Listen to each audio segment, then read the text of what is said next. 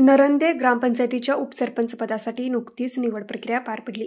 या निवडीत बापूजी पॅनलच्या संगीता राजू खोत यांची बिनविरोध निवड करण्यात आली।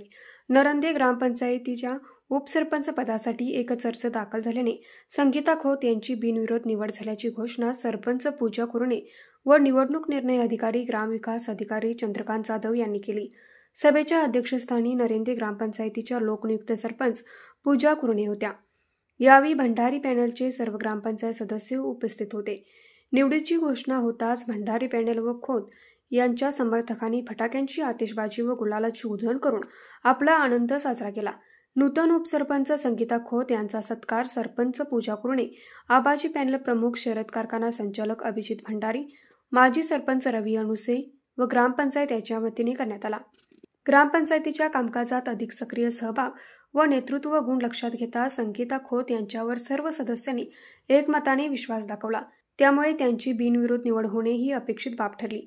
मावळते सरपंच नितीन कदम यांचा कार्यकाल उल्लेखनीय ठरला। नवीन उपसरपंच म्हणून निवड झाल्यानंतर संगीता खोत यांनी ग्रामस्थांचे व पॅनलचे आभार मानले आणि गावाच्या विकासासाठी कटिबद्ध राहण्याची ग्वाही दिली। यावेळी ग्रामपंचायतीचे सरपंच, सदस्य, पदाधिकारी व गावातील नागरिक मोठ्या संख्येने उपस्थित होते। संगीता खोत यांची निवड ही महिला सबलीकरणाच्या दृष्टीनेही एक सकारात्मक पाऊल मानलं।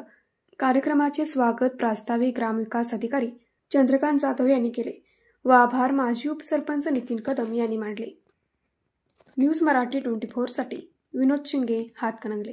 हे आहे गोकुळचं श्रीखंड, अगदी जिभेवर रेंगाळणारं, जिभेवरच नाही तर मनावरही रेंगाळणारं गोकुळ श्रीखंड, मनावर रेंगाळणारं।